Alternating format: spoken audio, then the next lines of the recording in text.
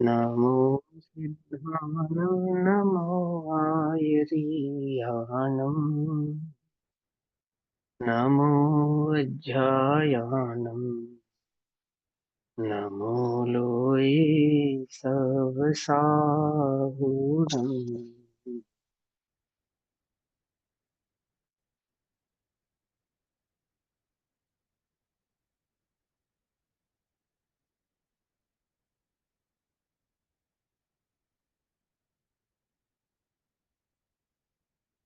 मङ्गलं भगवान् वीरो मङ्गलं गौतमगणी मङ्गलं कुन्दकुन्दार्द्यो जैनधर्मोऽस्तु मङ्गलम् सर्वमङ्गलमाङ्गल्यं सर्वकल्याणकारकम् प्रधानां सर्वधर्माणां जैनं जयतु शासनम्।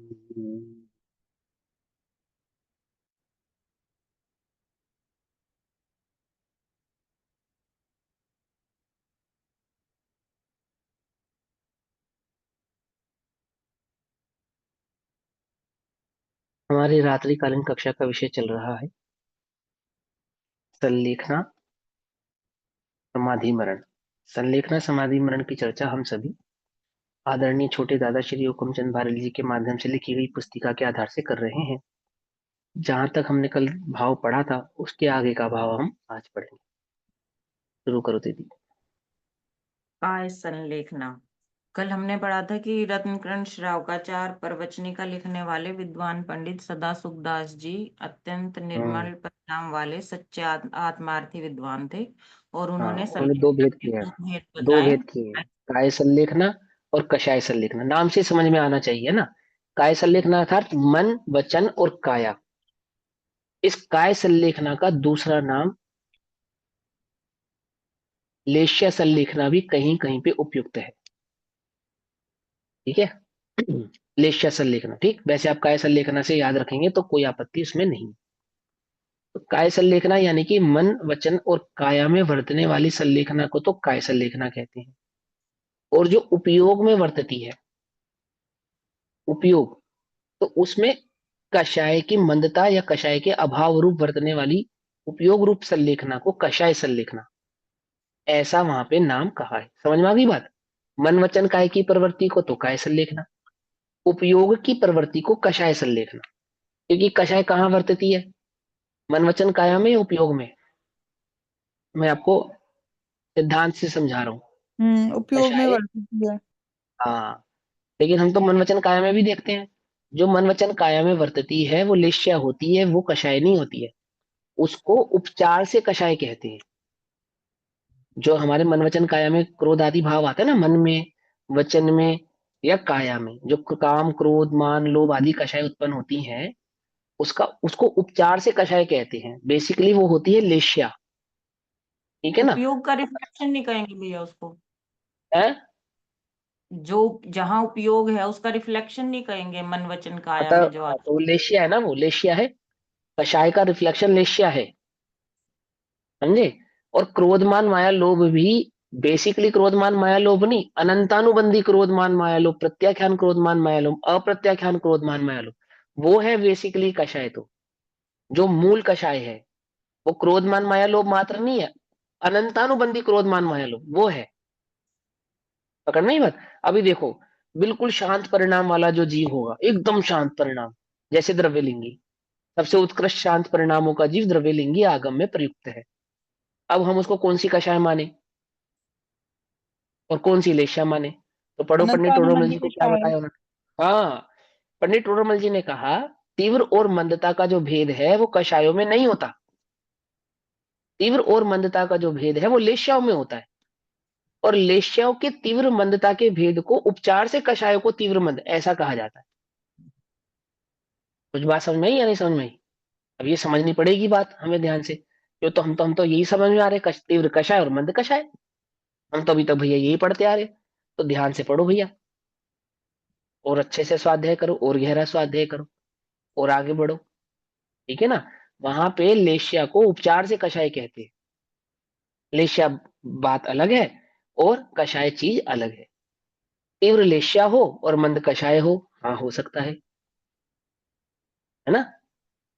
तीव्र लेशिया हो और कषाय मंद हो। अब कषाय में तीव्रता मंदता नहीं होती, लेकिन ये भी उपचार का भेद है कि वहां पे अनंतानुबंधी प्रत्याख्यान और अप्रत्याख्यान में उपचार से तीव्र और मंदता का भेद किया जाता है। कषायों में तीव्र और मंदता नहीं होती, हम्म, ठीक है ना। दोनों बातें मैं समझा रहा हूं। तो अप्रत्याख्यान की अपेक्षा से या प्रत्याख्यान की अपेक्षा से अनंतानुबंधी को तीव्र कहा, अपेक्षाकृत बात है। तो ऐसा हो सकता है कि किसी जीव की लेशा तो हो कैसी, कृष्ण, और कषाय हो कौन सी, अप्रत्याख्यान या प्रत्याख्यान। जैसे नरक के सम्यक दृष्टि की जो कषाय है वो अप्रत्याख्यान और लेश्या है कृष्ण। और ऐसा भी हो सकता है कि कषाय तो हो अनंतानुबंधी और लेश्या हो शुक्ल, जैसे द्रव्यलिंगी। ठीक है ना। अभी तुम्हारी कषाय कैसी है, पीत है, पद्म है, शुक्ल है या कापोत है, बोलो, विचार करो। हो सकती है पीत, हो सकती है पद्म भी हो सकती है, शुक्ल भी हो सकती है, उसमें क्या आपत्ति है, कोई दिक्कत नहीं है ना। हालांकि शुक्ल तो उपचरित भाव है, पीत या पद्म भाव हो सकता है, कापोत भी हो सकता है। तो वहां पे पीत पद्म या कापोत, ये जो लेश्या है कापोत पीत और पद्म, ये सेमेट्री है। कापोत पीत और पद्म, इन तीनों में से कोई एक लेश्या तुम्हारी हो सकती है, मान लेते हैं हम कि तुम्हारी पद्म लेश्या है, ऐसा मान लेते हैं। लेकिन कषाय कौन सी है। अनंतानुबंधी। हाँ, अगर आत्मा का अनुभव नहीं हुआ है, सम्यक दर्शन प्रकट नहीं हुआ है, स्वरूप की प्राप्ति नहीं हुई है, तो अनंतानुबंधी है। अब अनंतानुबंधी और पीत लेश्या आश्रम कैसा होगा कि जितनी भी कर्म प्रकृतियां मिथ्यात्व के साथ बंधती हैं वो सारी की सारी बंधेंगी, बस उसमें तीव्रता और मंदता का भेद पड़ जाएगा। जैसे सत्तर कोड़ा कोडी से घटकर अंतर कोड़ा कोडी के बीच के जो भेद है, वो भेद उसमें, वो डिफरेंसेस उसमें आ जाएंगे। मतलब ये इतनी सी बात है कि आपको पोटेशियम साइनाइड, एक जहर होता है पोटेशियम साइनाइड, मालूम, उसका आज तक कोई क्या नहीं बता पाया, स्वाद नहीं बता पाया, है ना। सुना है ना ये बात कि आज तक कोई उसका टेस्ट नहीं बता पाया कि इसका टेस्ट कैसा होता है। तो किसी ने कहा वो थोड़ा सा चखरे इसलिए नहीं बता पाए, मैं एक पूरा चम्मच भर के खाऊंगा तो बता दूंगा क्या। कुछ बात समझ में आई या नहीं आई? मैंने एक पूरा चम्मच भर के खाऊंगा तो बता दूंगा ना, थोड़ा सा टेस्ट नहीं समझ में आ रहा होगा जुबान पे तो बता देगा, नहीं बता देगा। नहीं, टपक वो जाएगा मत उसके अब क्या। बाद। हाँ, वो तो जब जब बूंद मात्र से ही, जब बूंद मात्र कुछ टच करने से मर जाता है इंसान, उसको इतना भी समय नहीं मिलता कि वो बता पावे। तो चम्मच भर के खा के बता देगा, ये क्या सा तर्क निकाला उसने, ये तुम थोड़ा सा ही चख रहे थे इसलिए नहीं बता पा रहे थे, हम ज्यादा खाएंगे तो बता देंगे तुरंत। तो ऐसे ही वो जो आश्रव है, अनंतानुबंधी का जो आश्रव है, वो तीव्र है या मंद है। कहीं कहीं पे उपचार से मंद आश्रव को अच्छा कहते हैं तीव्र की अपेक्षा से, पर वो उपचरित कथन है। वस्तु स्वभाव की खबर रखने वाले तो मिथ्यात्व वैरी का अंश भी बुरा है ऐसा जानते हैं। कुछ बात समझ में आ रही है नहीं आ रही है। ऐसे स्यादवाद के कथन है ये सारे। हम इनके स्यादवाद भाव को भली भली प्रकार से हमें समझना पड़ेगा। अब इसी स्यादवाद भाव में कि पंडित सदा सुखदास जी ने उस लेख्य को दो भागों में विभाजित किया, ओ सॉरी उस संलेखना को। तो क्या विभाजित किया, एक काय संलेखना और एक कषाय संलेखना। तो जो मन वचन काय से वर्तती है उसको कहते हैं काय संलेखना। काय संलेखना वाले जीव अनंत हो सकते हैं, और अनंत में अनंत का भाग देने पर जो परिणाम आता है, मात्र उतने ही जीव कसाय संलेखना वाले होते हैं अपेक्षा से। अगर काय संलेखना वाले अनंत हैं, पहले तो अनंत होते नहीं है, पहले तो अनंत होते नहीं, लेकिन तीनों कालों के जीवों को मिलाया जाए और अनंत जीव काय संलेखना वाले माने जाए, तो अनंत जीव काय संलेखना वाले होते हैं, और अनंत में अनंत का भाग देने पर जो भाव आता है, मात्र उतने ही जीव आएगा, वो भी अनंत ही, लेकिन उस अनंत की अपेक्षा से, है ना। भाग देने पर जितने जीव आते हैं, मात्र उतने ही जीव क्या होते हैं, कषाय संलेखना वाले होते हैं। कुछ बात समझ में आई या नहीं आई। कषाय संलेखना वाले जितने भी जीव हैं वे सिद्धालय में विराजमान हैं, अपितु सिद्धालय में विराजमान होने वाले हैं। और काय संलेखना वाले जितने भी जीव हैं उनमें से एक भी अभी तक सिद्धालय पहुंचा नहीं है, पहुंचेगा नहीं। अब तीसरी बात कि जितने भी जीवों की कषाय संलेखना हुई है उन सभी की काय संलेखना भी नियम से हुई ही हुई है। क्या? जिनको कषाय संलेखना है उनको काय संलेखना भी है, और जिनको मात्र काय संलेखना है उनको कषाय संलेखना नहीं है। आई गई समझ में? आती है बात? नहीं समझ में आती है? कोई कंफ्यूजन तो नहीं हुई? बिल्कुल सिंपल सिंपल से ना। तो चलो अब चर्चा करेंगे, आगे पढ़ेंगे, बताओ। काय संलेखना का स्वरूप स्पष्ट करते हुए वे लिखते हैं, अपनी आयु का शेष समय देखकर उसी के अनुसार देह से इंद्रियों से ममत्व रहित होकर आहार के स्वाद से विरक्त होकर क्रमशः का लेखना करते हुए विचार करें। हे आत्मन, संसार परिभ्रमण करते हुए तूने इतना आहार किया है कि यदि एक एक जन्म का एक एक कण एकत्र करे तो अनंत सुमेरु के बराबर हो जाए, तथा अभी ये सब जो अनंत अभी ये जन्मों जो जितना एक मिनट किया एक मिनट, है। अभी ये सब जो पढ़ रहे हैं ना इसको सब ध्यान से सुनना, क्योंकि चरणान्युग का ग्रंथ है और चरणान्युग की प्रधानता से कहा जा रहा है। तो वहां पे इस प्रकार के उपचार चलेंगे कि वो दोनों भाव एक जैसे लगेंगे। मैं यहाँ पे एक सिंपल सी बात समझा देता हूँ कि अपनी काय के यानी मन वचन काय को सीमित करना, वो काय संलेखना है। वह सीमितता किस प्रकार से की जाती है उसकी चर्चा यहाँ पे चलेगी। काय संलेखना में क्या? इंद्रियों को सीमित करना, मन को सीमित करना, और वचन आदि भावों को सीमित करना, यानी रसना आदि जो पांच इंद्रिय इनको सीमित करना। और जो हमारे मन का परिणाम है, कषाय आदि भाव है मन के, मानसिक, उनको क्या करना? सीमित करना। सीमित करना यानी कि घटाना। उनके उन पांच पांच पाप या पांच इंद्रियों की जो प्रवृत्ति है विषय कषाय में, उसको घटाना, सीमित करना, उसको काय संलेखना कहा है। और वह किस प्रकार से होती है वो चर्चा यहाँ पे चल रही है। तो पांच इंद्रिय के भोग कौन कौन से होते हैं? जो रसना इंद्रिय संबंधी, घ्राण इंद्रिय संबंधी, चक्षु इंद्रिय संबंधी, जैसे टीवी का त्याग कर दिया, मोबाइल का त्याग कर दिया, तो क्या है ये चक्षु इंद्रिय संबंधी। सुनने का त्याग कर दिया, क्या सुनने का त्याग कर दिया? कि विकथा नहीं सुनेंगे। सबसे पहले किसका त्याग करते हैं? विकथा का। कि भैया हमारे पास आओ तो किसी ने तुमसे क्या कहा क्या नहीं कहा हमें मत बताना। क्या कहा, समझे? वो फला भाभी ऐसा कह रही थी, फला भैया ऐसा कह रहे थे, चाची ने ऐसा कहा, चाचा ने ऐसा कहा, उसने उसके साथ ऐसा कर दिया, समाज में ये घटना घट गई, परिवार में ये घटना घट गई, अमुक स्थान में ये घटना घट गई, देश में विदेश में, समाज में, परिवार में, और मैं जिस घर में रहता हूं उस घर में क्या हो रहा है मुझे नहीं जानना। समझे? आपने क्या बनाया है क्या नहीं बनाया, आज खाने में क्या बनाया है मुझे नहीं जानना। जो विकथाएं होती है ना, भोजन संबंधी विकथा, राजपाट संबंधी विकथा, समाज संबंधी विकथा आदि आदि, या इंद्रिय आदि की प्राप्ति संबंधी जो विकथा है, तो वो सभी प्रकार की विकथाओं का हमने क्या कर दिया? त्याग कर दिया।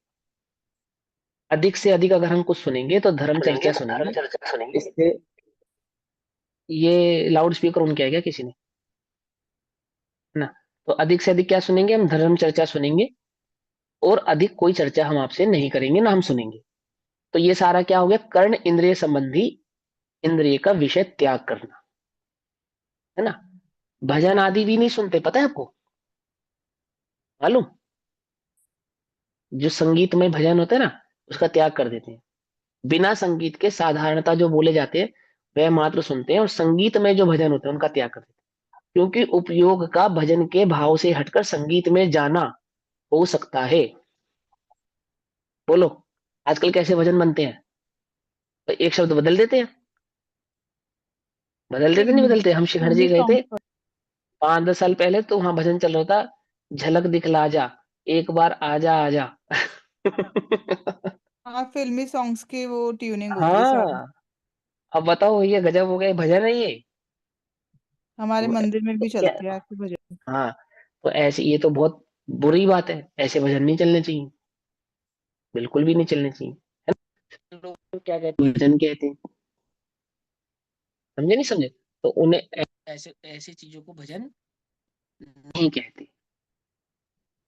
ठीक है ना?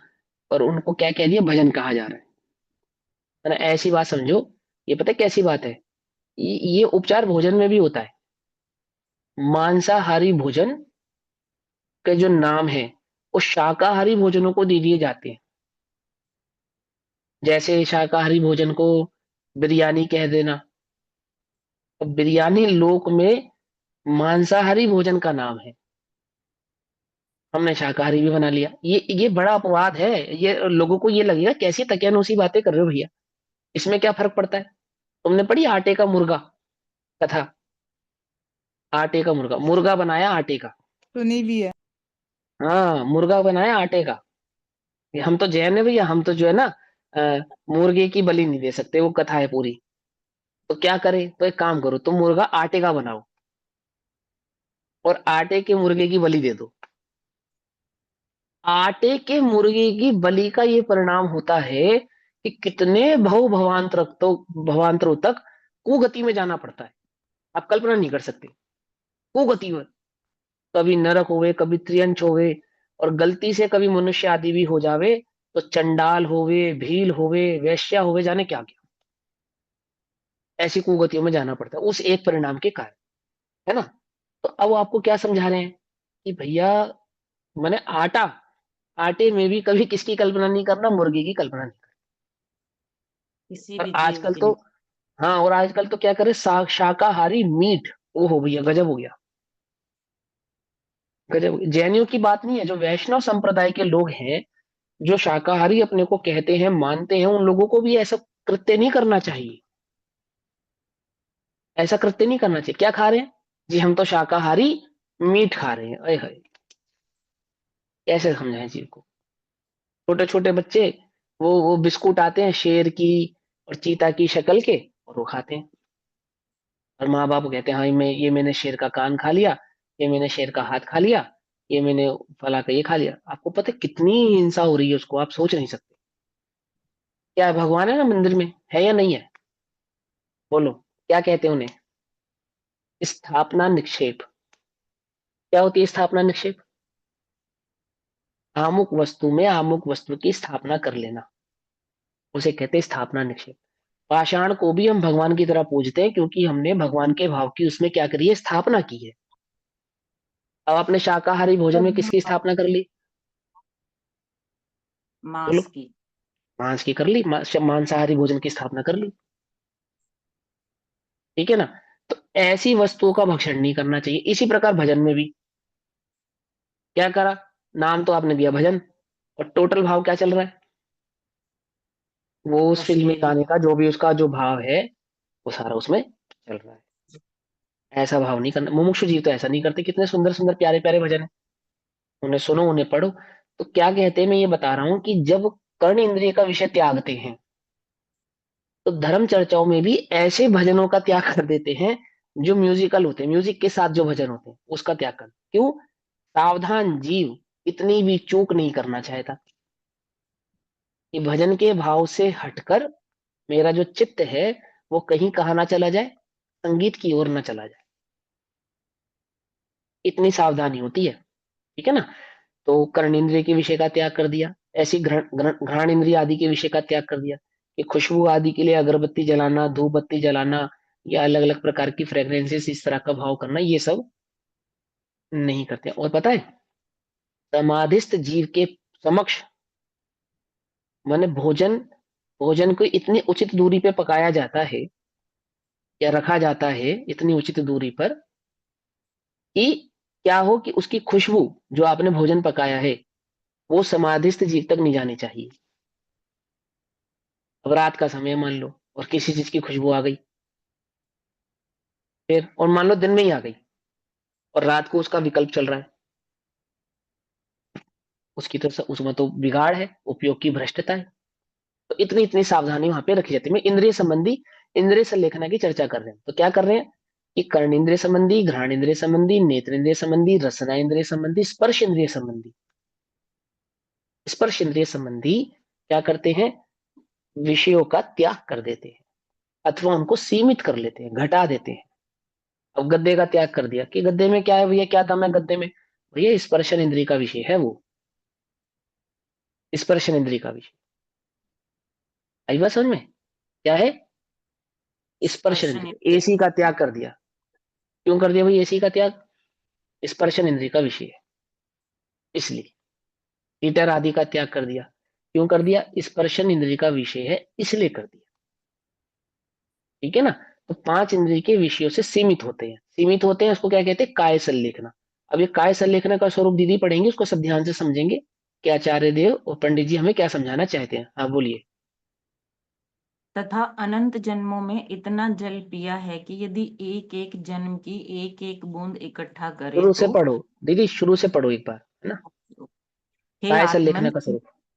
हम्म संसार परिभ्रमण करते हुए तूने इतना आहार किया है कि यदि एक एक जन्म का एक एक कण एकत्र करे तो अनंत सुमेरु के बराबर हो जाए। तथा अनंत जन्मों में इतना जल पिया है कि यदि एक एक जन्म की एक एक बूंद इकट्ठा करें तो अनंत समुद्र भर जाए। इतने आहार और जल से भी तू तृप्त नहीं हुआ है तो अब रोग जरादि से प्रत्यक्ष मरण निकट आ गया है। अब इस समय में किंचित आहार जल से कैसे तृप्ति होगी? कैसे इस तृप्ति होगी? कैसे तृप्ति होगी? आहार, जल और विषय संबंधित चित्रावरण भी संलेखनास्थ जीव के समक्ष नहीं रखे जाते, मालूम? जो संलेखनास्थ जीव होता है ना, उसके उसके कमरे में चित्र भी ऐसा नहीं रखते, अखबार नहीं लेकर जाते, उसकी नजर न पड़ जाए। कषाय है, कभी भी भड़क सकती है, माने इतनी सावधानी वहां रखी जाती है। आप सोचो, आप कल्पना करो मुनि राजों का जीवन, आप सोच नहीं सकते क्यों रहते जंगल में, क्यों रहते हैं? ऐसा नहीं कि वो इतने शिथिल हैं कि जरा सा चित्र देखने से ही उनकी कषाय बढ़ जाएगी, ऐसे शिथिल नहीं है।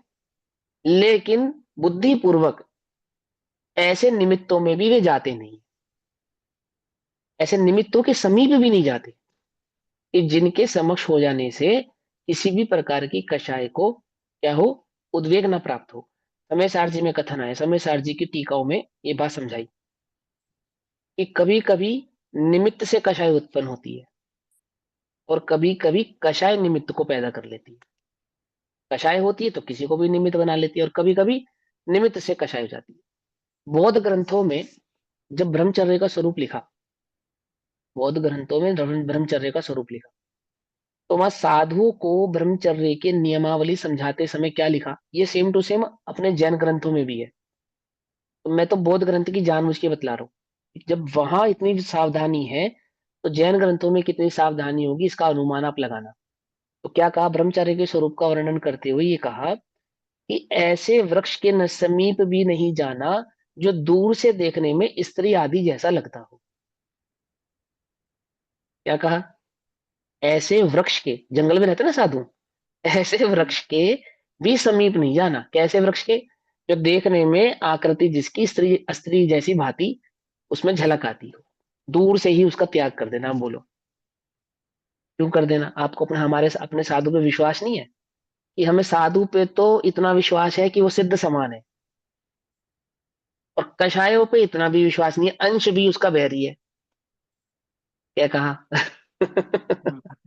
समझे? कषाय पे इतना भी विश्वास नहीं है। तो जो कषाय को उत्पन्न करे, हमने जो ज्वलनशील पदार्थ होते हैं, पेट्रोल पंप पे जाओ, जरा सिगरेट जलाओ, माचिस जलाओ, क्या होता है? जुर्माना है, जुर्माना। और अगर तुमने आवाज से नहीं सुना ना, तो हो सकता है तुम्हारा हाथ पकड़ ले, थप्पड़ मार दे, धक्का दे दे। क्या कर रहे हो तुम ये? मरवाओगे हमें? कह रहे भैया पेट्रोल, हम तो इतने दूर खड़े होके, तो वो तुमको क्या बोलेंगे बताए? तुम्हें दूर खड़े होके माचिस जला रहे हो, मैंने उसके आस पास नजदीक में आप क्या नहीं जला सकते? अग्नि प्रज्वलित नहीं कर सकते, आपको अलाउ नहीं है। क्यों? क्यों क्यों नहीं कर सकते? अरे भैया ये पेट्रोल है, हवा में भी उड़े तो आग पकड़ सकता है, पानी में पकड़ सकता है, तो हवा में क्या दम है? हवा तो उसका बल्कि गुड कंडक्टर है, ऑक्सीजन है ना, वो तो उल्टा गुड कंडक्टर है या नहीं है? समझ में ही बात? सोचो, हम्म परिणामों का क्या भरोसा है, कब किसको देख के शिथिल हो जाए, कब बिगड़ जाए। अब जैन ग्रंथों की बात सुनो कि 20 माला ऊपर एक बुढ़िया रहती है, बुड्ढी, 100 बरस की और ग्राउंड फ्लोर पे मुनिराज हो, तो ऐसी बिल्डिंग पे मुनिराज को नहीं रुकना चाहिए। 20 माला पे भी बुढ़ी रहती हो 100 बरस की, तो मुनिराज को नहीं रुकना चाहिए। रात को बुढ़ी खांसे तो उसकी खखारने की आवाज सुनकर भी विकल्प उत्पन्न हो सकता है, इसलिए इतनी दूर रहो कि खखार की आवाज भी ना पहुंचे। तो उदाहरण दिया मैंने 20 माला, ठीक है ना, खखारने की आवाज भी पहुंचनी नहीं, पहुंचे नहीं, इतनी दूर रहना। अब बोलो, बात समझ में आ रही है नहीं आ रही है ना? तो इंद्रियों के विषयों के त्याग की भावना है यहाँ पे। इस प्रकार से जो समाधिस्थ जीव है, अपनी इंद्रियों को काबू में करने के लिए इस प्रकार के नियमावली का पालन कर, ऐसे 5 इंद्रिय संबंधी लगाना चाहिए। तो चित्र आदि आवरण आदि समक्ष आने पर, भोजन आदि का, स्त्री आदि का, अन्य किसी का आने पर विकल्प क्या हो सकता है? दुर्विकल्प में बदल सकता है। सुगंध आदि के माध्यम से, चर्चा आदि के माध्यम से और स्पर्श आदि के माध्यम से क्या हो सकता है? विकल्प बदल सकता है, दुर हम्म, दुर्विकल्प हो सकता है। पकड़ में ही बात। आपको एक बात और बताते हैं, नाई के जाते हो, नाई सैलून जाते हो, कभी 2-4 बार नाई बदल बदल के जाना। आदमी तो चले जाते हैं बदल बदल के, तो शेव कराते, शेव नाई की दुकान पे कराते ना। तो जो नाई होता है ना, जो आपकी दाढ़ी बनाने वाला व्यक्ति होता है, उसके हाथों का स्पर्श अगर आप रेगुलर किसी व्यक्ति से अपनी दाढ़ी बनवा रहे हैं तो आपको महसूस नहीं होगा, लेकिन व्यक्ति बदल जाता है तो चेहरे पे हाथ का स्पर्श अलग ही महसूस होता है। मालूम? ये तो अनुभूत बात है, अनुभूत बात है। तो किसी का स्पर्श तो बहुत कोमल महसूस होता है, गुदगुदाहट देने वाला होता है, और किसी का स्पर्श बहुत हार्ड होता है, दुख देने वाला होता है। मालूम है ये बात? ये तो अनुभूत है, जिन्होंने कराई है कराते ही है पुरुष तो सीधी सीधी सी बात है। अब क्या होता है कि जो संलेखनास्थ जीव होता है, उसकी जो सेवा की जाती है, जैसे पाँव दबाना या मालिश करना या तेल आदि लगाना या किस प्रकार का, जैसी उसकी स्थिति अवस्था है, उस प्रकार से उसके शरीर को जो छुआ जाता है। एक ही निर्यापक की जिम्मेदारी होती है, एक या दो बस, ऐसा स्पर्श जिसका वो यूज टू हो चुका है। अगर स्पर्श बदलेगा क्या, तो उसके शरीर में किसी प्रकार का संचेतन हो सकता है। सोचो आप, सोचिए बारीकी कभी। असहज शपथ असहजता हो सकती है, टपक को असहजता हो सकती है, तो क्या करे? जो निर्यापक निर्धारित हुआ है, यदि किसी भी दो निर्यापक निर्धारित निर्धारित मिनिमम करते हैं, और क्या कहते हैं कि जो उसके शरीर आदि का, हालांकि जो जिनकी कषाय कंट्रोल में है, जिन्होंने अपनी कषायों को जीता है, जो सम्यक दर्शन आदि के धारी हैं, 3 कषाय चौकड़ी के अभाव वाले हैं, उनको ऐसे इन छोटी छोटी बातों से किसी प्रकार का वेग उत्पन्न हो जाए ऐसा नहीं है, परंतु ये जिम्मेदारी है निर्यापक की कि वो इतनी भी सावधानी वहां पे बरतता है। कितनी भी सावधानी, ये जो स्पर्श होता है ना, स्पर्श, वो जिस स्पर्श का वो यूज टू हो चुका है, बहुत समय से चर्या करते समय जिस स्पर्श को वो यूज टू, वही स्पर्श मात्र उसको करे, अन्य जीव उसको स्पर्श ना करे। आजकल तो क्या है, आजकल तो वैयावृत्ति किसको कहते हैं? जो जाए तो हाथ पकड़ के दबाने लगे, पांव पकड़ के दबाने लगे, अन्य अन्य कुछ दबाने लगे, उसको पता ही नहीं है कहाँ दबाना, कितना दबाना, कैसा दबाना, अथवा कहाँ मालिश करना, कितनी मालिश करना, कैसे मालिश करना आदि आदि। ये तो बहुत सारे भाव है, वो तो जैनोपैथी और नेचुरोपैथी के जो गुरुजी के लेक्चर हैं उसमें आप समझना और पढ़ना, वो तो मैं यहाँ पे अभी आपको नहीं बताऊंगा। लेकिन जो मैं आपको जिन बातों पे ध्यान रखना चाहिए, मतलब आपका दिमाग कितना खुला होना चाहिए, ये आपको समझ में आना चाहिए। ये तो हो गया निर्यापक की अपेक्षा से। अब छपक की अपेक्षा से सुनो। छपक को सभी प्रकार के परिणामों से कैसा रहना चाहिए? निरपेक्ष रहना चाहिए। कोई स्त्री आदि भी समक्ष आती हो, चित्र आदि भी समक्ष आता हो, सुगंध आदि भी आती हो, कर्ण आदि के विषय भी उसके समक्ष आते हो, तो उनमें अपने उपयोग को नहीं भरमाना चाहिए। उनसे भेद विज्ञान पूर्वक अपने चित्त को सदैव ज्ञान स्वभाव आत्मा में ही लगाए रखना चाहिए। इसी कारण से यदि चित्त सात तत्व आदि के स्वरूप के निरूपण में टिकता नहीं हो, तो भगवान की भक्ति आदि में अपने उपयोग को लगाना चाहिए। इसी कारण से भगवान की भक्ति आदि में उपयोग ना टिकता हो, तो आसपास बैठे वाले व्यक्तियों से धर्म चर्चा आदि में अपने उपयोग को लगाना चाहिए, परंतु विषय काषाय आदि भावों में तो अपने उपयोग को भरमाना नहीं चाहिए। किसकी जिम्मेदारी है? ये छपक की जिम्मेदारी है, यानी जिसने संलेखना धारण की है, ये उसकी जिम्मेदारी है। किसी कारण से निर्यापक बदल गया है, उसके मनवांछित कार्य नहीं हुआ है, उसकी बात को कोई समझने वाला नहीं है, अथवा वह जैसा चाहता है वैसा नहीं हो पा रहा है, तो सभी परिणामों से उसे निरपेक्ष रहना चाहिए, स्वावलंबी होना चाहिए, स्वावलंबी होना चाहिए। किसी प्रकार की कोई अपेक्षा उसके चित्त में नहीं होनी चाहिए। ये किसकी जिम्मेदारी है? जिसने छपक संलेखना धारण की है, ऐसे छपक की जिम्मेदारी। छपक भी सावधान होना चाहिए, निर्यापक भी सावधान होना चाहिए। दोनों बातें समझ में आई, दोनों अपेक्षाओं से। अब कायसा लेखना का जो स्वरूप है, ठीक, चलो कायसा लेखना पढ़ो। इस पर्याय में भी जब से जन्म लिया है तब से प्रतिदिन ही आहार ग्रहण करता आया है। आहार का लोभी होकर के ही घोर आरंभ किए हैं। आहार के लोभ से ही हिंसा, असत्य, परधन, लालसा, अभ्रम व परिग्रह का बहुत संग्रह तथा दुर्ध्यान आदि द्वारा अनेक कुकर्म उपार्जन किए हैं। आहार की गृद्धता से ही दीन वृत्ति से पराधीन हुआ। आहार का लोभी होकर भक्ष्य भक्ष्य का विचार नहीं किया, दिन रात का विचार नहीं किया, योग्य अयोग्य का विचार नहीं किया।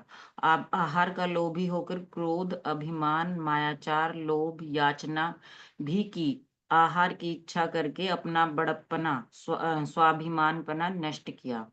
आहार हाँ, का लोभी आहार की, होकर आहार का लोभी होके क्या क्या करा आपने? क्रोध और, तभी सुनना, क्रोध, अभिमान, मायाचार, लोभ और याचना। की तुमने या नहीं की? आहार के लोभी होके याचना की या नहीं की? कि नहीं भैया, हमने तो कभी याचना नहीं की, हम तो पूरे संपन्न परिवार के लोग हैं। ये तुमने कभी भिखारी की तरह मांगा है आहार? बोलो, याद आ गया होगा सबको। नहीं याद आया? याद दिलाऊं? तुम शादी ब्याह वगैरह में जाते हो ना, पार्टी में वहां आदि की याचना कैसे करते हो बताओ जरा। तुम्हें लगे है भैया उसमें क्या है, उसमें तो हमने कोई याचना नहीं। अरे भैया की है, वो आहार की याचना ही कहलाती है। बना भिखारी निपट जान। कुछ बात समझ में आई? तभी कहते ना वो, इसीलिए तो इस सभ्यता का निषेध करता है हिंदुस्तान का जो कल्चर है, उसमें जो भोज होता है वो कैसा होता है? वो पंक्ति भोज होता है। पंक्ति भोज समझते हो? बफर सिस्टम नहीं होता है, समझे नहीं जी? डफर गुरुजी उसको डफर डफर, हाँ गुरुजी उसे डफर कहते हैं। बुफे है ना जो बुफे, बफे सिस्टम, उसको डफर सिस्टम कहते हैं वो। सही कहते हैं, बिल्कुल डफर सिस्टम तो ही वो। अभी देखो, अब आप कहोगे याचना भैया हमने तो मतलब ये कभी, समझ में नहीं आई बात। याचना मतलब याचना माने मांगना, भिखारी की तरह, भिखारी की तरह मांगना। भैया पहले मुझे दे दो, भैया पहले मुझे दे दो अथवा छीनना, अथवा किसी भी प्रकार का असभ्य भाव करना। ये अपने भारतीय कल्चर में है ये। चल रहा है तो चल रहा है, क्या कर सकते हैं। इसलिए पता है, जो ज्ञानी होते हैं, धर्मात्मा होते हैं, मंद कषाय जीव होते हैं, वो जो ये जो होता है ना, ये भोज होता है, सामूहिक भोज, वहां नहीं जाते। इसलिए नहीं जाते, एक तो बनाने का तो प्रक्रिया है ही जो है, लेकिन इतनी भी सावधानी। अभी देखो आपने क्या पढ़ा, आहार के प्रति क्या किया मैंने? याचना की, याचना की। अब कहो हम तो भैया संपन्न परिवार के, हमने तो कभी याचना नहीं की। तुम विचार कर लो, तुमने की या नहीं की। अब तुमने है ना विचार किया। लोभ प्रवृत्ति से, लोभ, लोभ कैसे होता है? कि मेरे हिस्से की अन्य कोई खा गया, हमें क्रोध आ गया। अथवा हम रात में भोजन नहीं करते हैं, और रात में कोई ऐसी वस्तु, जो हमारे घर में अन्य लोग रात्रि भोजन करते हैं, और उन्होंने रात में कोई ऐसी वस्तु बना ली या बाजार से खरीद लाए, और हमने कहा तुम जानबूझ के खरीद के लाए हो, तुमने जानबूझ के बनाई है। क्यों? तुम्हें पता है हम रात में नहीं खाते, तुम्हें जरूरी है भी लाना था, सुबह ले आते। और फिर एक काम करो, हमारे हिस्से की उठा के रख दो। क्यों? हम सुबह खाएंगे समझ में आई बात? नहीं समझ में? ये सारी प्रवृत्ति है, सभी जीवों में प्रवृत्ति है। लोभ की प्रवृत्ति, मायाचार आदि की प्रवृत्ति, अपने जो वस्तु अपने को अधिक पसंद हो उसको छुपा के रख लेना, अथवा सामने वाले को कम देना, अथवा है ऐसा बताना ही नहीं, जताना ही नहीं, क्योंकि हमें खानी है। कुछ बात समझ में आई या नहीं समझ में? आहार संबंधी। अब अपने टटोलों के चित्त में तो सब दिखाई देगा। इसको कहते हैं प्रतिक्रमण, आलोचना। वो पाठ पढ़ लिया आलोचना का, उसको आलोचना नहीं कहते हैं। ने अपनी अंतरंग में जो हमारे कषाय व्याप्तति है, उनका शांति से बैठकर जो हम चिंतन करते हैं ना, उसको आलोचना कहते हैं। तो आलोचना करोगे तो सब दिखेगा। आलोचना का मतलब होता है सर्व प्रकार से अपने दोषों को देखना, सभी प्रकार से। ठीक है ना? तो क्या है इसके अंदर, क्या समझाया? आहार संबंधी मैंने क्या क्या किया? याचना की, लोभ आदि किया, क्रोध आदि किया, है ना? कि हमने तो भैया कभी नहीं किया। तो देख लेना तुमने किया नहीं किया, विचार करोगे तो समझ में आएगा किया या नहीं किया। चलो आगे बढ़ो। आहार का लोभी होकर के अनेक रोगों का घोर दुख सहा, नीच जाति हाँ, नीच कुल वालों की सेवा की। ये है फैट है ना, तुमको फैट या बीपी है या शुगर है, ये अधिक ज्यादातर जो रोग है, अधिकतर रोग तो किसके कारण है? आहार की लोलुपता के कारण। अधिकतर जो रोग है, ठीक है ना, अधिकतर सभी ज्यादातर रोग सब आपके खान पान की अव्यवस्था के कारण है। तो रोग आपने खान पान का कंट्रोल नहीं करने के कारण आपने रोग धारण कर लिया। अब उम्र नहीं है पराठे पचाने की, फिर भी पराठे खा रहे हैं, तला भुना खा रहे हैं, स्वाद लगता है भैया, टेस्टी लगता है। चाट पकौड़े खाने का अंतरंग में क्या होता है, भाव उठता है, और वो उसको खाए बिना मन नहीं मानता, और फिर एसिडिटी होती है, अपच होता है, शुगर बीपी आदि जो बढ़ता है सो अलग, है ना? कई कई प्रकार के रोग मोल लेता है। यूरिक एसिड बढ़ता है, और जाने कितनी कितनी चीजें उसके शरीर में रोग आदि बढ़ते हैं। किसके कारण? आहार की लोलुपता के कारण। हमने क्या नहीं किया, उसका विचार ही नहीं किया। बस खाने से मतलब है भैया, रोग तो जो हो जाए सो हो जाए। क्या करेंगे? इंसुलिन ले लेंगे। शुगर वाले होते हैं ना, अब तुम थोड़ा सा तो दे दो, कोई नहीं हम इंसुलिन ले लेंगे। अरे इस हड्डियां गल रही हैं, हड्डियां, समझे? देह की रक्षा भी धर्म आदि की प्रवृत्ति का पालन करने हेतु से की जाती है, समझे? मैं तो शरीर नहीं हूं, अभी खाने का लोलुपी क्यों है? लोलुपता करने वाला शरीर नहीं है, लोलुपता करने वाला तो आत्मा ही है, समझे? देह लोलुपी नहीं होती, आत्मा लोलुपी होती है। और गजब की बात यह है कि बंध लोलुपता का है, दुख लोलुपता का है, खाने का नहीं है। उल्टा नहीं पकड़ना ठीक है ना? लोलुपता का। तो क्या कहते हैं? लोलुपता की, उससे रोग आदि असाध्य रोग आदियों को धारण किया। और अगला पॉइंट क्या है? नीच जाति नीच कुल वालों की सेवा की और स्त्री के अधीन हाँ, रहा, पुत्र के अधीन रहा। अब स्त्री, हाँ, अब नीच जाति वालों की सेवा की। अब बोलो, नीच जाति वालों की सेवा कैसे की? आहार का नीच जाति वालों की सेवा करने से क्या क्या अभिप्राय है? कोई अभिप्राय है? बोलो, नहीं समझ में आएगा तुम्हें। उनके XYZ आमुख के हाथ की दाल बड़ी टेस्टी है, आमुख के हाथ की रोटी बड़ी टेस्टी है, आमुख के हाथ की सब्जी बड़ी टेस्टी है। आमुख कौन है वो आमुख कौन है? कोई होटल वाला भी हो सकता है, कोई शेफ भी हो सकता है, कोई खाना बनाने वाला भी हो सकता है, जिसके जात को जात का कोई है ही नहीं। वहां हम फला जगह जाते हैं ना, उसके यहाँ की चाट बहुत बढ़िया भैया। हम तो जब भी जाते हैं, चाहे 2 घंटा लाइन में लगना पड़े, लेकिन चाट खाकर आते हैं। क्या कहा? कुछ बात समझ में आई या नहीं? किसे कहते हैं सेवा कैसे की तुमने? कैसे की नहीं की? आई बात समझ में या नहीं समझ में आई? ऐसे सेवा करता है जीव। और स्त्री आदि की सेवा की, यानी कि घर में जो भी खाना बनाने वाला, उसकी अनुनय विनय करता है। प्लीज मेरे मतलब का ये बना देना, नहीं मेरा मूड नहीं है। और तो उसकी उसकी सेवा कर रहा है, मना रहा है उसको, उसके आगे पीछे घूम रहा है कि भाई मेरे हिस्से का, मैंने, मेरे को ये खाने का भाव है, तुम मेरे लिए बना देना। अब कोई कहे यार गृहस्थ में ये सब तो चलता है आदि आदि, लेकिन विवेक, विवेक की बात है, विवेक की बात है। सदा सुखदास जी जैसे जीवों से, अथवा आचार्यों से आप क्या कल्पना करते हो कि वो आपको ये कहेंगे कि हाँ तुम घूमो लोलुपी होकर, कोई बात नहीं, इतना तो चलता है। ये कल्पना करते हो क्या वो तुमको ये कहेगी कोई बात नहीं? ऐसा नहीं भैया, ऐसा नहीं। पंडित टोडरमल जी ऐसे जीव, भोजन में नमक नहीं पड़ा है तो विकल्प नहीं है कि नमक नहीं है। ऐसे ऐसे जीवों का मार्ग है। संलेखना की बात कर रहे हो भैया, इंद्रिय के किसी एक विषय की भी छूट नहीं मिलेगी। संलेखना की बात कर रहे हो आप। बात समझ में नहीं? जिसको आईएएस बनना हो, आईपीएस बनना हो, पूछो उससे, पूछो। मालूम, स्विच ऑफ करके रख देता फोन, स्विच ऑफ। कि हम 5 मिनट के लिए खोलते, 5 मिनट के लिए भी नहीं खोलता जब एग्जाम सर पे होता है तो, 5 मिनट के लिए भी। कुछ बात समझ में आई? या 3 लोग के नाथ बनने का एग्जाम है सर लिखना।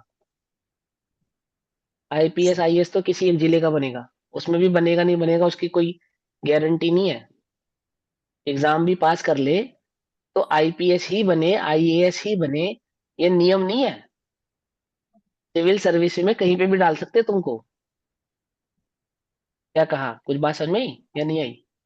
ये तुम आईएएस ही बनोगे उसका एग्जाम क्लियर करने के बाद, ऐसा नियम नहीं होता है।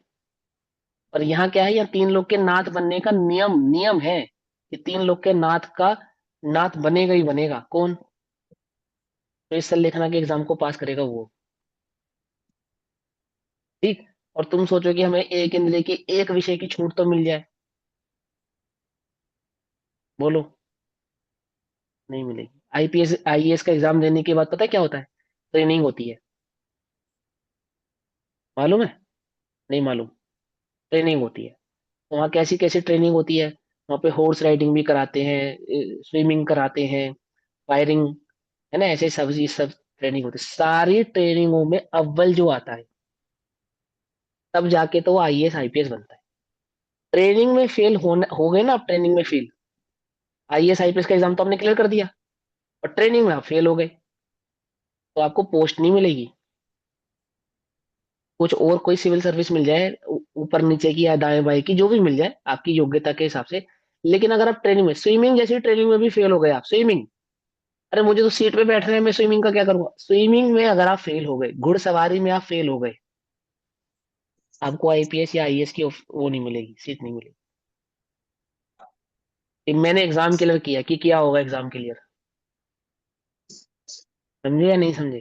क्या समझे? 5 इंद्री के, एक इंद्री के एक विषय की भी छूट नहीं मिलेगी। एक विषय की छूट तो चलेगी, एक विषय की भी नहीं चलेगी। क्योंकि यहाँ पे संलेखना क्या है? 3 लोग के नाथ बनने का एग्जाम है। ठीक, तो क्या कहते हैं कि सेवा की, इन रसना इंद्री के विषयभूत होकर नीच जात आदि वालों की भी सेवा की, अथवा स्त्री आदि की सेवा की। तो ऐसे, चलो भाई आगे पढ़ो। आहार का लंपटी निर्लज होता है, आचार विचार रहित होता है, आपस में कट कट कर मर जाता है, दुर्वचन सहता है, आहार के लिए ही त्रियंच गति में परस्पर मार डालते हैं, भक्षण कर लेते हैं। बहुत अरे कहने देखा है ना, से ये तो प्रत्यक्ष ही देखा होगा। आहार के लिए तिरंज कैसे लड़ते हैं, है ना? डफर सिस्टम में भी ऐसे लड़ते हैं। सेम टू सेम ऐसे ही झगड़ा होता है। भाई हम तो इसलिए भैया जाते नहीं सामूहिक भोज में, चले भी जाए तो भोज नहीं करते, करना भी नहीं चाहिए, सीधी बात। ठीक है ना? अब ठीक है, जैसी जिसकी अवस्था, जैसी जिसकी स्थिति, वो देख भाव है। लेकिन अनुकरणीय, अनुकरणीय तो नहीं है, अनुकरणीय नहीं।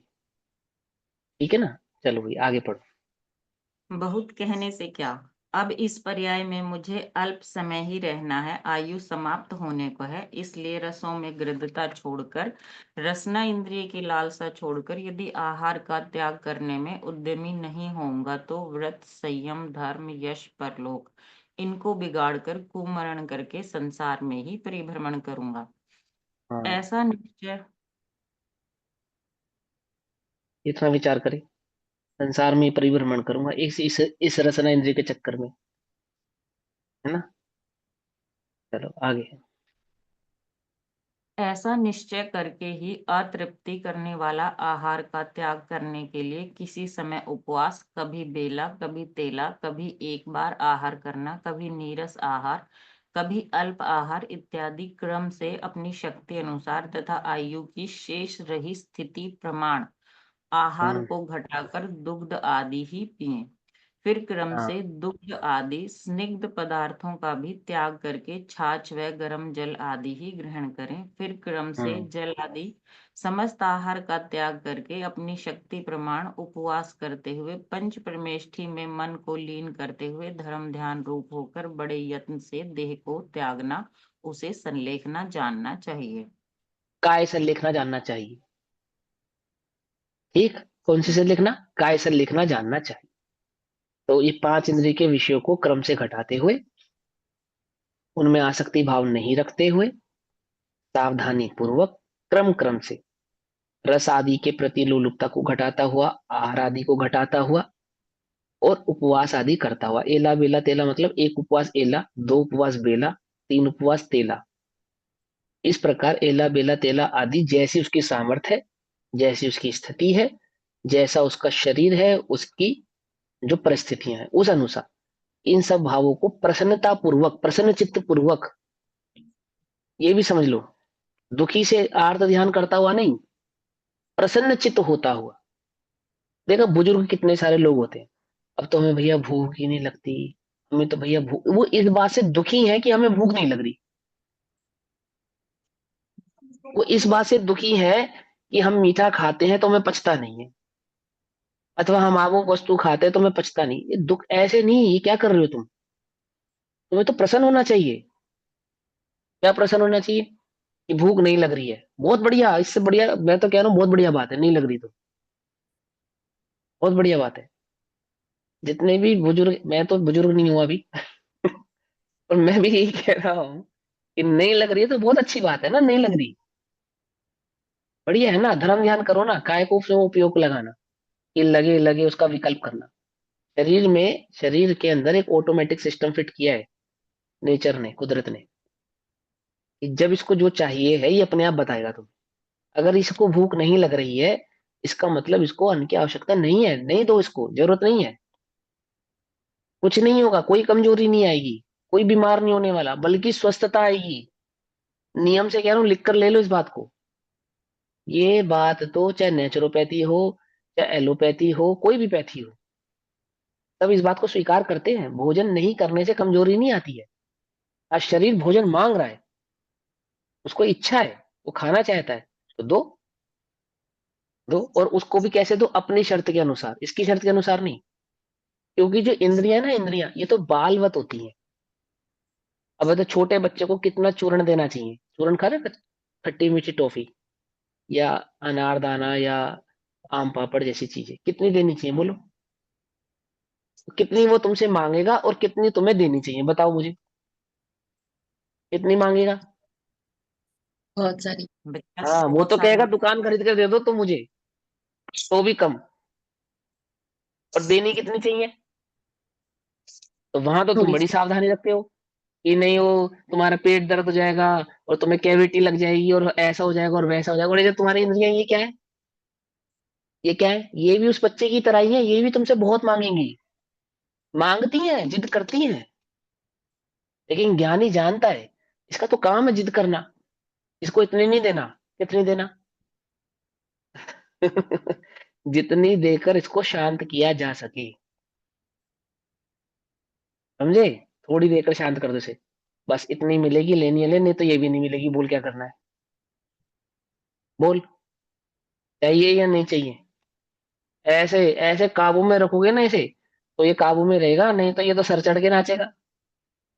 कुछ बात समझ में आई या नहीं? समझ में आई? ये हमसे जिंदा है, हम इससे जिंदा नहीं है। क्या कहा? बोलो, आत्मा देह से जिंदा है या देह आत्मा से जिंदा है? बोलो। देह आत्मा से जिंदा है। हाँ, मैं देह हूँ, आत्मा हूँ। आत्मा। हाँ, ये मुझसे जिंदा है। तुझे मेरे हिसाब से चलना हो तो चल, नहीं तो भाग। क्या? हम तो चाहते ही हैं तू ना मिले, बोलो, चाहते नहीं चाहते? बोलो, मुमुक्षु चाहता है देह मिले? देह नहीं, मिलेगी तो सिद्धावस्था नहीं मिलेगी। अशरीरी सिद्ध भगवान, आदर्श तुम ही मेरे, है ना वो हमारे आदर्श। क्या है आदर्श? ये तुम्हारे पास भी देह नहीं है और हमें भी देह देह नहीं नहीं चाहिए। ऐसा होता है उसका ज्ञानी का चिंतन, कि तुझे मेरे हिसाब से चलना हो तो बोल, नहीं तो तुझे जाना है तो जा, हम तो बैठे ही इसलिए हैं कि तू जाए। और कभी लौट कर ना आए, ऐसे ही जाए। समझ में आई बात? तो ये तो बालवत है, ये तो मांगेगी। तो ज्ञानी इसको बच्चे की तरह जानकर, तो सेवा भी बच्चे जैसे ही करता है और बच्चे जैसा अनुशासन भी उसके ऊपर रखता है। समझे? दोनों प्रकार का भाव उसके चित्त में होता है और इसकी लोलुपता में फंस के अपने मोक्ष मार्ग को बिगाड़ता नहीं। क्या कहा उसको? काय संलेखना कहा। काय संलेखन, ठीक। तो बाकी चर्चा हम कल पढ़ेंगे, अभी समय हुआ। तब तक के लिए सभी को जय जिनेन्द्र। ओम नमः सिद्धेभ्य। निज निधि निज में बताई, यहाँ अनंत उपकार है, उसके लिए जिनवाणी माँ को वंदना शतबार।